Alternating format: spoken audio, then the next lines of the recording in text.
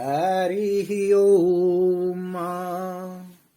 शान्ताकारं भुजगशयनं पद्मनाभं सुरेशं विश्वाधारं गगनसदृशं मेघवर्णं शुभांगं लक्ष्मीर्कान्तं कमलनयनं योगविरध्यानगम्यं वन्दे विष्णु भवभयहरं सर्वलोकैकनाथम्। यस्य स्मरणमात्रेण जन्मसंसारबन्धनात् विमुच्यते नमस्तस्मै विष्णुवे प्रविष्णुवे। आज हम श्रीमद् भागवत गीता के 12वें अध्याय भक्ति योग का पाठ कर रहे हैं, जिसमें श्री कृष्ण भगवान अपने प्रिय सखा अर्जुन को बता रहे हैं कि मुझे यानी श्री भगवान के शरण को प्राप्त करने का सर्वोत्तम साधन भक्ति मार्ग है और भक्ति कैसे की जानी चाहिए और दिव्य भक्त के क्या गुण होने चाहिए, ये विस्तार से इस अध्याय में बता रहे हैं। और जो बातें भगवान द्वारा अर्जुन को बताई जा रही है वह प्राणी मात्र के लिए, हमारे लिए, आपके लिए, सभी के लिए शिक्षा देती हैं कि जीवन को कैसे प्रभु के श्री चरणों में समर्पित किया जा सकता है। अर्जुन उवाच एवं सततयुक्ता ये भक्तस्त्वां पर्युपासते ये चाप्यक्षरं व्यक्तं तेषां के योगवेत्तमा। अर्जुन भगवान से पूछ रहे हैं, जो आपकी सेवा में सदैव तत्पर रहते हैं या जो अव्यक्त निर्विशेष ब्रह्म की पूजा करते हैं, इन दोनों में से किसे अधिक पूर्ण या सिद्ध माना जाए। क्योंकि सामान्यतया आध्यात्मवादियों को दो श्रेणियों में विभाजित किया जा सकता है, निर्विशेषवादी और सगुणवादी। इसलिए अर्जुन भगवान से पूछते हैं कि दोनों में से श्रेष्ठ और सरल क्या है। श्री भगवानुवाच मय्यावेश्य मनो ये मां नित्ययुक्ता उपासते श्रद्धा परयोपेतास् ते मे युक्ततमा मतः। श्री भगवान अर्जुन से कह रहे हैं, जो लोग अपने मन को मेरे साकार रूप में एकाग्र करते हैं और अत्यंत श्रद्धापूर्वक मेरी पूजा करते हैं और उसी में चित्त लगा के रखते हैं, वे मेरे द्वारा परम सिद्ध माने जाते हैं। ये त्वक्षरम अनिर्देशम अव्यक्तम पर्युपासते सर्वत्रागम चिंत्यम च कूटस्थम अचलम ध्रुवम सन्नियम्येन्द्रियग्रामं सर्वत्रं समबुद्धया ते प्राप्नुवन्ति मामेव सर्वभूतहिते रता। भगवान कह रहे हैं, लेकिन जो लोग अपनी इंद्रियों को वश में करके तथा सबों के प्रति संभाव रखकर परम सत्य की निराकार कल्पना के अंतर्गत उस अव्यक्त की पूरी तरह से पूजा करते हैं और जो इंद्रियों की अनुभूति से परे है, सर्वव्यापी है, अकल्पनीय है, अपरिवर्तनीय है, अचल और ध्रुव है, वे समस्त लोगों के कल्याण में संलग्न रहकर अंततः मुझे प्राप्त करते हैं। क्लेशोद्रिक्तरस्तेषां अव्यक्ताशक्त चेतसां अव्यक्ता ही गतिर दुःखम देहवद्विरव्याप्यते। भगवान कह रहे हैं, जिन लोगों के मन परमेश्वर के अव्यक्त निराकार स्वरूप के प्रति आसक्त हैं, उनके लिए प्रगति कर पाना अत्यंत कष्टप्रद है।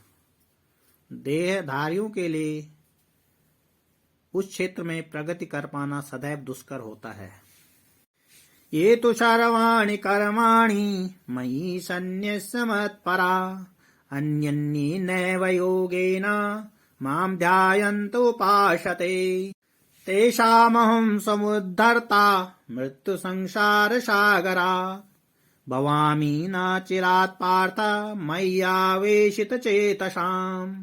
भगवान आगे कह रहे हैं, जो अपने सारे कार्यों को मुझ में अर्पित करके तथा अविचलित भाव से मेरी भक्ति करते हुए मेरी पूजा करते हैं और अपने चित्तों को मुझ पर स्थिर करके निरंतर ध्यान करते हैं, उनके लिए हे पार्थ मैं जन्म मृत्यु के सागर से शीघ्र उद्धार करने वाला हूँ।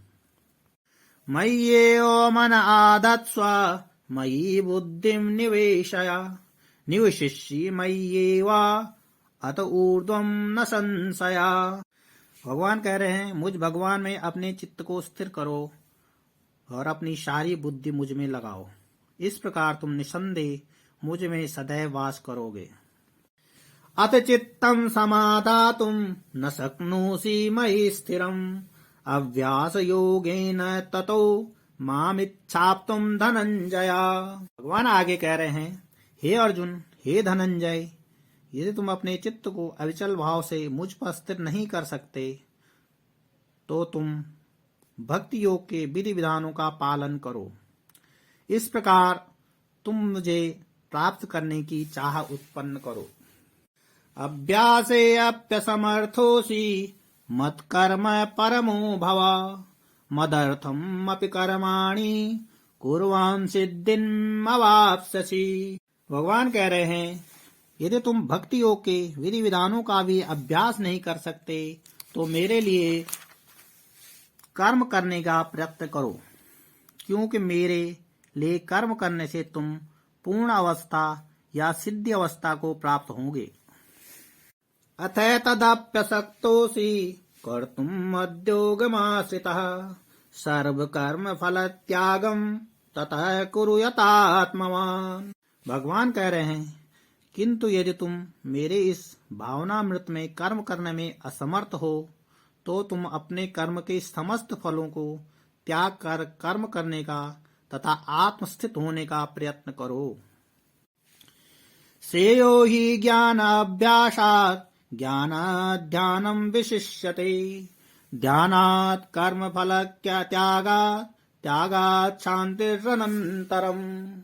भगवान कह रहे हैं, यदि तुम यह अभ्यास नहीं कर सकते तो ज्ञान के अनुशीलन में लग जाओ, लेकिन ज्ञान से श्रेष्ठ ध्यान है और ध्यान से भी श्रेष्ठ है कर्म फलों का परित्याग, क्योंकि ऐसे त्याग से मनुष्य को मन शांति प्राप्त हो सकती है। अद्वेष्टा सर्वभूतानां मैत्रः करुण एव च निर्ममो निरंकार समदुःख सुख क्षमी संतुष्ट सततं योगी यतात्मा दृढ़निश्चया मयर्पित मनो बुद्धिर्यो मद्भक्त स मे प्रियः। भगवान अपने शुद्ध भक्त के दिव्य गुणों का वर्णन करते हुए कहते हैं, जो किसी से द्वेष नहीं करता लेकिन सभी जीवों का दयालु मित्र है, जो अपने को स्वामी नहीं मानता और मिथ्या अहंकार से मुक्त है, जो सुख दुख में संभाव रखता है, सहिष्णु है, सदैव आत्मतुष्ट है, आत्म संयमी है तथा जो निश्चय के साथ मुझ में मन तथा बुद्धि को स्थिर करके भक्ति में लगा रहता है, ऐसा भक्त मुझे अत्यंत प्रिय है। यस्मान्नोदुज्यते लोको लोकान्नो उज्जते चया हर्षामर्षभयोद्वेगैर् मुक्तो यासा च मे प्रियः। भगवान कह रहे हैं, जिससे किसी को कष्ट नहीं पहुंचता तथा जो अन्य किसी के द्वारा विचलित नहीं किया जाता है, जो सुख दुख में भय तथा चिंता में संभाव रहता है, वह मुझे अत्यंत प्रिय है। अनपेक्ष शुचिर्दक्षा उदासीनो गतव्यथा सर्वारंभ परित्यागी यो मद्भक्त स मे प्रियः। भगवान कह रहे हैं, मेरा ऐसा भक्त जो सामान्य कार्यकलापों पर आश्रित नहीं है, जो शुद्ध है, दक्ष है, चिंता रहित है, समस्त कष्टों से रहित है और किसी फल के लिए प्रयत्नशील नहीं रहता, मुझे अत्यंत प्रिय है। यो न दृश्यते न द्वेष्टि न शोचते न कांक्षति शुभाशुभ परित्यागी भक्तिमान स मे प्रियः। भगवान कह रहे हैं, जो न कभी हर्षित होता है, न शोक करता है, जो न तो पछताता है न इच्छा करता है, तथा जो शुभ तथा अशुभ दोनों प्रकार की वस्तुओं का परित्याग कर देता है, ऐसा भक्त मुझे अत्यंत प्रिय है। समः शत्रौ च मित्रे च तथा मानपमानयो शीतोष्ण सुख दुखेषु समसंग विवर्जितः तुल्य निंदा स्तुतिर्मौनी संतुष्टो येन केनचित् अनिकेत स्थितिर्मौनी भक्तिमान में प्रियो नरः।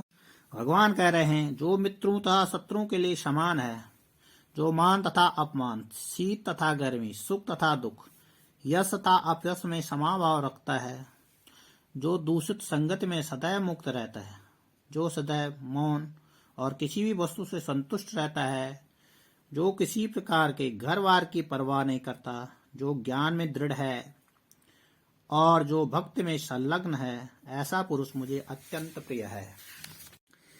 ये तु धर्मामृतमिदं यथोक्तं पर्युपासते श्रद्धानां मत परमा भक्तास्ते अतीव में प्रिया। भगवान कह रहे हैं, जो इस भक्त के अमर पथ का अनुसरण करते हैं और जो मुझे ही अपना चरम लक्ष्य बनाकर श्रद्धा सहित पूर्ण रूपेण संलग्न रहते हैं, वे भक्त मुझे अत्यंत प्रिय हैं। इस प्रकार भगवान ने इस 12वें अध्याय में भक्ति का महत्व और अपने परम भक्त या शुद्ध भक्त के गुणों के बारे में विस्तार से बताया है।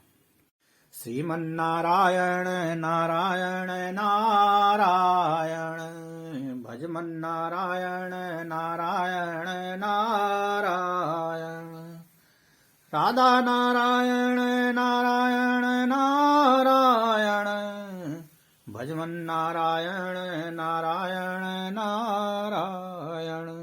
धन्यवाद।